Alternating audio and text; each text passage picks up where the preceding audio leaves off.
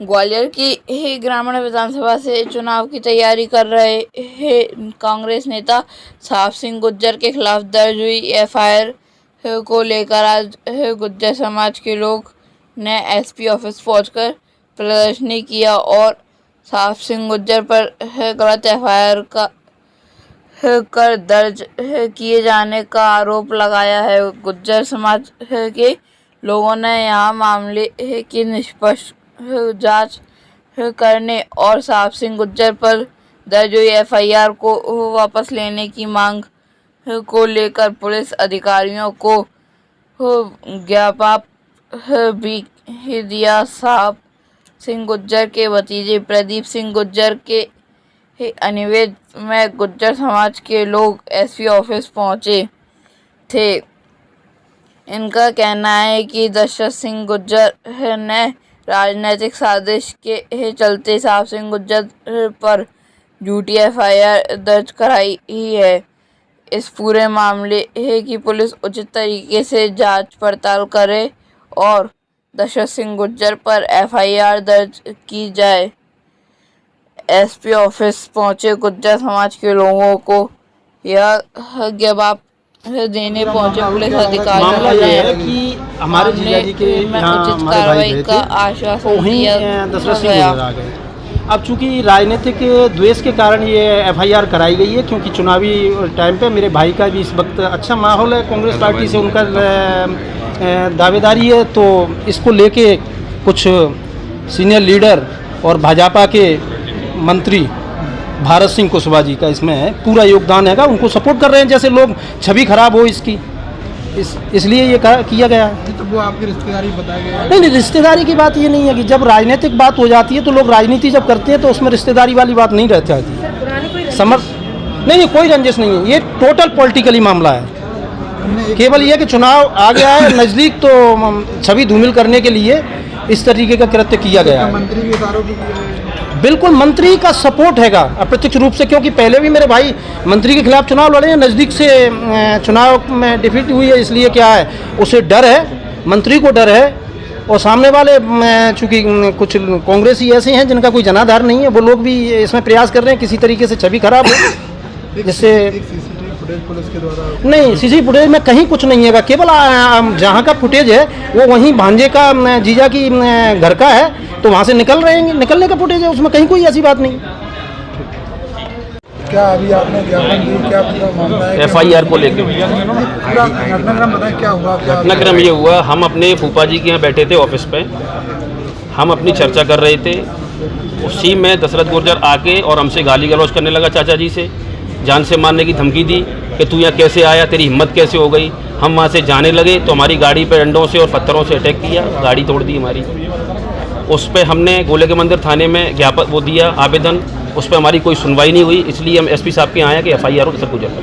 क्यों इसके बिल्कुल उनकी छवि को धूमिल किया जा रहा है और उनकी छवि को धूमिल करने के लिए किया। क्या मामला है, क्या लोगों की मांग है? ये साहब सिंह गुर्जर है, कांग्रेस के नेता हैं, उनके द्वारा, उनके भतीजे के द्वारा यह ज्ञापन दिया गया है, जिसमें उनके द्वारा बताया गया है कि गोले के मंदिर पर जो घटनाक्रम हुई है, तो जिसमें उनके खिलाफ एफआईआर हुई है उसकी जांच के संबंध में, और इनके द्वारा जो आवेदन दिया गया है उसमें एफआईआर करने के संबंध में ज्ञापन दिया गया, तो उसकी आवेदन को स्वीकार करके जो भी वैधानिक कार्रवाई होगी उसको करवाई जाएगी। उस स्थिति से निकालकर प्रधानमंत्री मोदी जी ने दृढ़ इच्छा शक्ति वाली एक सरकार के रूप में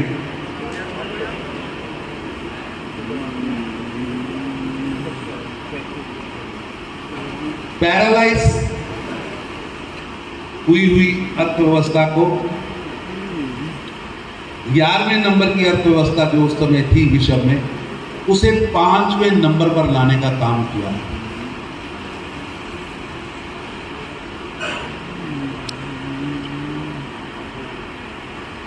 और मुझे गर्व है जिन्होंने 250 साल हम पे राज किया, 250 साल जो लोग हम पर राज करते रहे, ऐसे ग्रेट ब्रिटेन को व्यवस्था बना। और अब सबके सामने टारगेट है कि भारत विश्व की पहली तीसरी अर्थव्यवस्था बने।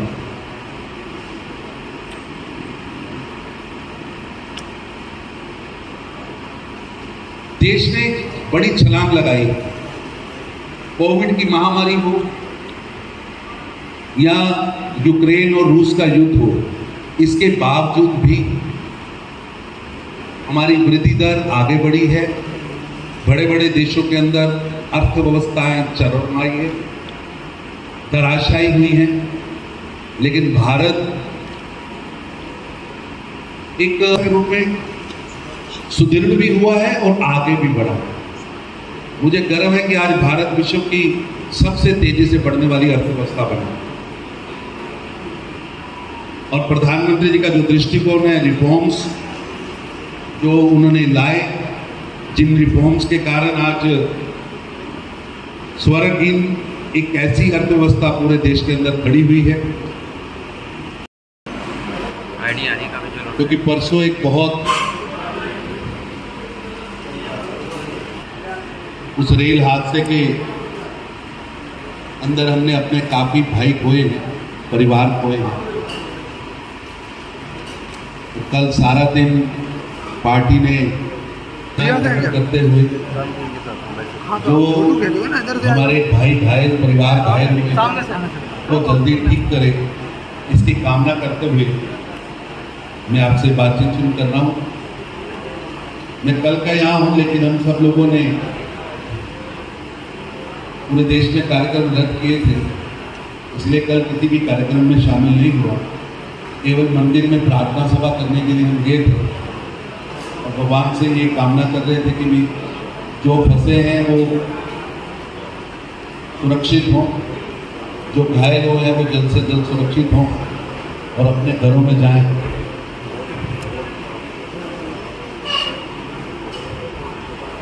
ये पूर्व नियमित कार्यक्रम आज का हमने, क्योंकि काफी दिनों से ये विषय रखना,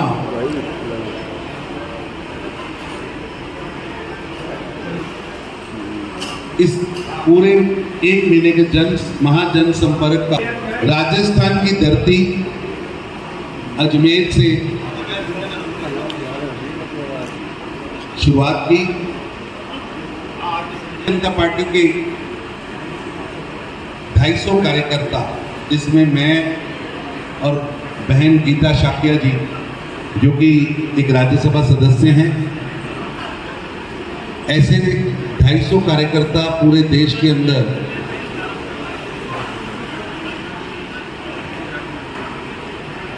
लगभग 140 क्लस्टर्स में 8 दिन के लिए जा रहे हैं और पूरे देश के अंदर इस महाजन संपर्क के माध्यम से केंद्र की सरकार ने जो बड़े बड़े काम किए हैं उसका रिपोर्ट कार्ड लेकर जनता के मध्य जाना और जनता के मध्य अपना रिपोर्ट कार्ड देना। इसके लिए 5 लाख देश के विषय, जो बड़े लेखक हैं, कोई खिलाड़ी हैं, पद्मश्री हैं, कोई समाज सेवक है, समाज सुधारक है, ऐसे 5 लाख मिलना हो रहा है। इसे हमने संपर्क से समर्थन ये नाम दिया है। सभाएं करने वाले, सचमुच अगर मैं इन 9 वर्षों की बात करूं तो सेवा, सुशासन व गरीब कल्याण हमारी सरकार ने सेवा, सुशासन व गरीब कल्याण के लिए काम किया है। एक 21वीं सदी का भारत कैसे आगे बढ़े, 21वीं सदी का भारत कैसे विश्व के अंदर शांति का संदेश दे, उसके लिए भी नींव रखी है। और आज मुझे गर्व के साथ कहना है तो चरमराई अर्थव्यवस्था है, घोटाले, भ्रष्टाचार चरम पर। कैग की रिपोर्ट कहती थी कि देश के खजाने से 2004 से 14 के बीच में जो सरकार ने काम किया है, मैं सिर्फ आपको याद करा रहा हूं, वो समय था जब केंद्र सरकार के मंत्री जेलों में थे या बेल पर। हताशा निराशा का वातावरण था। देश की छवि पूरे विश्व के अंदर घोटालेबाज बन के सामने आई है, क्योंकि तेलंगाना में लोगों ने ये समझा है कि केसीआर को उतारना है तो कांग्रेस, उन्होंने 2 बार चॉइस दी, लेकिन कांग्रेस पूरी की पूरी उनके साथ चली गई। लोगों का मन है केसीआर को हटाना है, तो एक ही सब्स्टिट्यूट है भारतीय जनता पार्टी। लेकिन मैं उन विषय रह जाएगा, तेलंगाना में फिर दोबारा भाई साहब मिलकर बात करेंगे। आपके सामने मैंने सरकार की उपलब्धियां, 9 वर्षों में मोदी जी ने जो तप किया है, 9 वर्षों में जो मोदी जी ने सरकार के लिए, इस देश के लिए काम किया है, आपके सामने रखा है।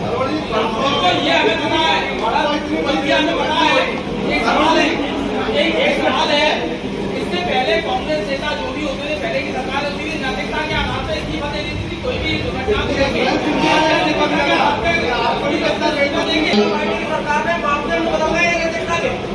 कल खुद देश के प्रधानमंत्री वहां मौके पे गए थे। ये राहत कार्य चल रहा है, उन्होंने खुद कल कहा है दोषी कोई भी हो उस पर कठोर कार्रवाई। अभी वहां पर राहत कार्य चल रहा है। आपको प्रधानमंत्री जी के मुख से आने के बाद तो किसी व्यक्ति के प्रश्न का उत्तर ही नहीं आता। प्रधानमंत्री ने खुद कल कहा है कि न्याय इसके काम को चलने दीजिए, ये होने दीजिए, और मैं कोई भी दोषी होगा। हमारा प्रश्न ये नहीं है, हमारा प्रश्न है नैतिकता के मामले में बदल रहे हैं क्या सरकार? हाँ जी सर, जो आबादी है 7 करोड़ है,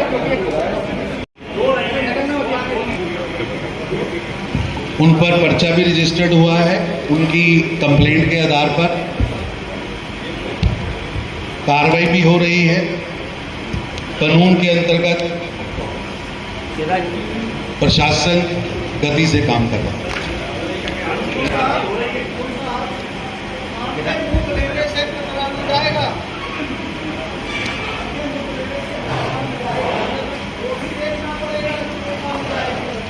कि बेटियां जो हैं फिट रही हैं, आपने बात कही, उनको देखे से जो आ जाती है मुंह पर रौनक, वो समझते हैं कि बीमार का हाल अच्छा है।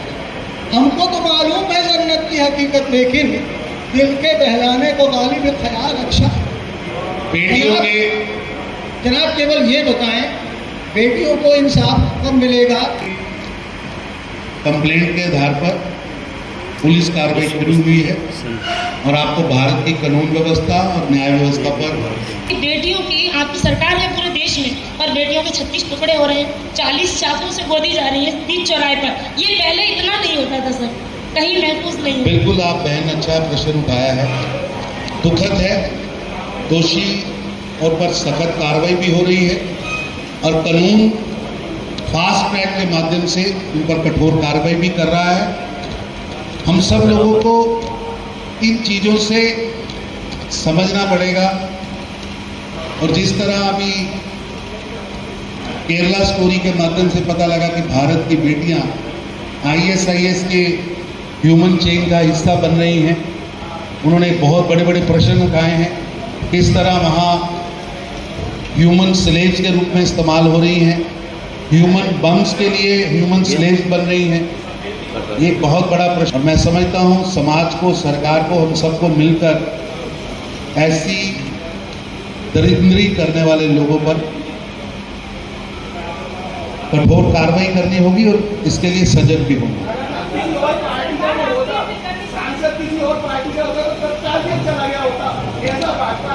सर सरकार आपकी है, फिर आप कहाँ उम्मीद कर रहे हैं? आप कार्रवाई नहीं कर रहे? भाई साहब, कानून अपना काम कर रहे हैं।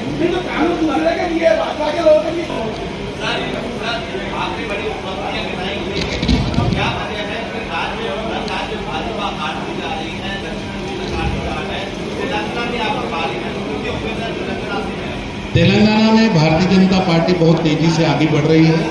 और तेलंगाना के अंदर भारतीय जनता पार्टी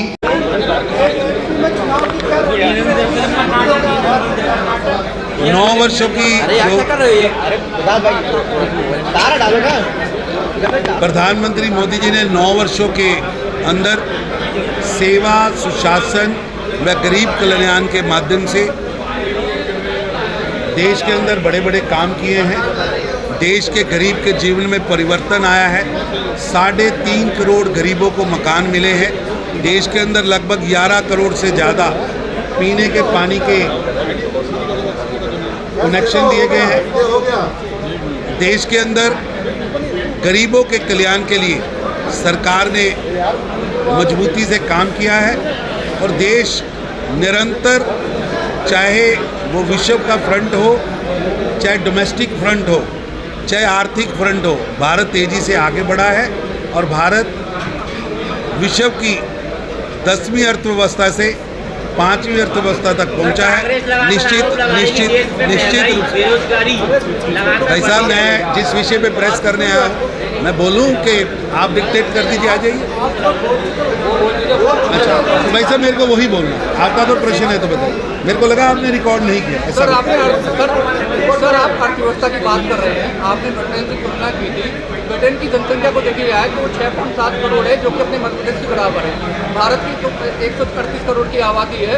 हम अर्थव्यवस्था की बात करते हैं तो अर्थव्यवस्था के तौर पर आर्थिक समृद्धि की बात कर रहे हैं तो वहाँ की GDP देखा जाए तो 854 की है और 816 अरब डॉलर अपनी बाकी ब्रिटेन की और 800 मतलब प्रति व्यक्ति जो अर्थव्यवस्था की बात है भारत की है। तो आप इस तुलनात्मक दृष्टि से भारत को कहाँ पाते हैं? ऐसा कि विश्व की जो अर्थव्यवस्थाएं हैं, भारत उसमें 11वें नंबर था। उस समय 6वें नंबर पर ग्रेट ब्रिटेन था। अरे भाई